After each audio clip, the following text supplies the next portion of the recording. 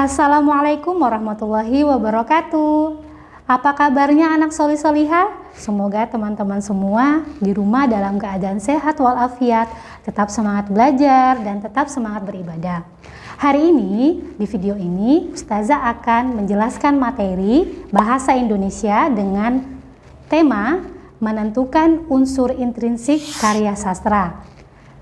Ustazah akan menjelaskan terkait dengan tokoh, latar, watak, konflik, amanat, dan tema.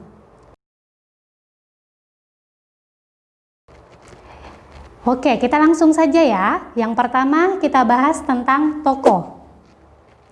Tokoh adalah pelaku yang memerankan cerita. Selanjutnya, watak. Watak merupakan penggambaran sifat seseorang atau seorang tokoh dalam cerita atau drama. Yang ketiga, konflik.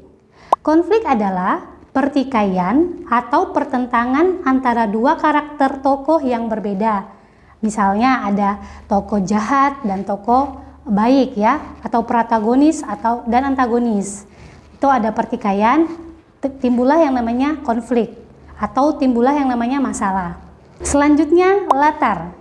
Latar itu ada 3, ada latar tempat, latar waktu, dan latar suasana. Latar tempat misalnya di rumah, di sekolah, masjid, dan sebagainya. Ada latar waktu, misalnya pagi hari, siang hari, malam hari, senja. Terus yang ketiga ada latar suasana.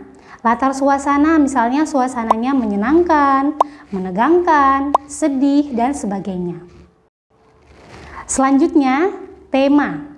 Tema adalah sesuatu yang menjadi dasar cerita. Misalnya, ada tema kepahlawanan, tema kejujuran, dan tema persahabatan, dan lain sebagainya. Selanjutnya, amanat.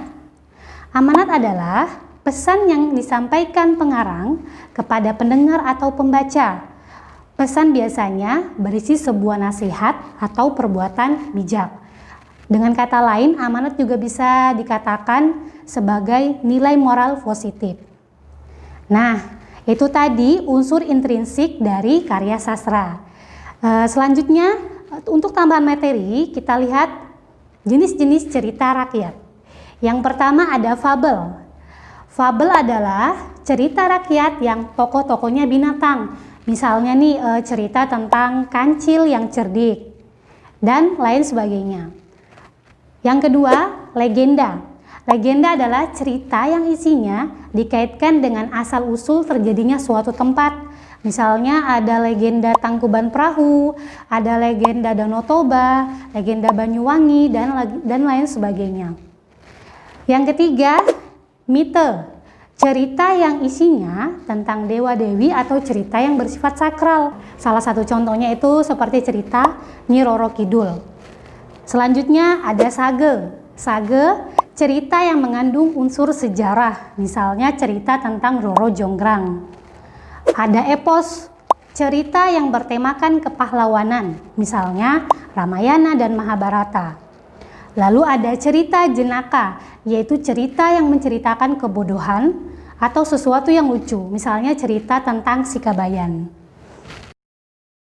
Nah, untuk mendalami materi ini, Ustazah akan memberikan satu cerita, ya, satu cerpen. Nanti kita analisis unsur intrinsiknya. Yang berjudul Gadis Kecil Penjual Permen. Di sebuah kota, hiduplah seorang gadis kecil bernama Jelita. Ia tinggal bersama ibunya yang sakit-sakitan. Maka ia memutuskan berjualan permen di pinggir jalan. Pada suatu hari, ada seorang gadis kecil yang membeli permennya. Setelah membayar, gadis itu segera pergi dan tidak menyadari dompetnya terjatuh. "Hei, dompetmu jatuh!" teriak Jelita. Namun gadis itu tidak mendengarnya. Mobil melaju dengan cepat. "Aku berharap besok ia datang kembali mencari dompetnya," seru Jelita dalam hatinya.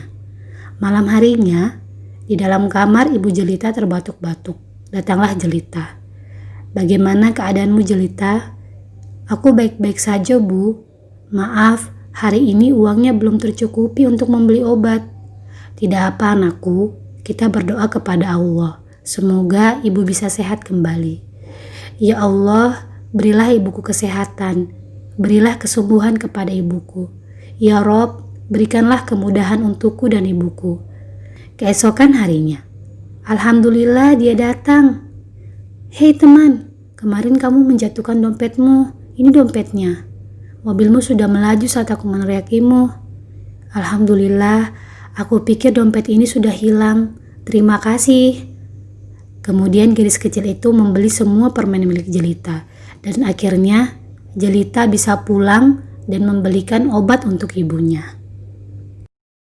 Nah, dari cerita tersebut kita bisa menganalisis unsur intrinsiknya. Yang pertama tokoh. Tokoh utamanya adalah Jelita. Yang kedua tema. Temanya bercerita tentang kejujuran. Latarnya adalah di sebuah kota, tepatnya di pinggir jalan. Watak tokoh. Watak dari Jelita adalah baik hati dan jujur. Amanat. Cerita ini bercerita tentang kejujuran. Maka amanatnya adalah kita harus berperilaku jujur.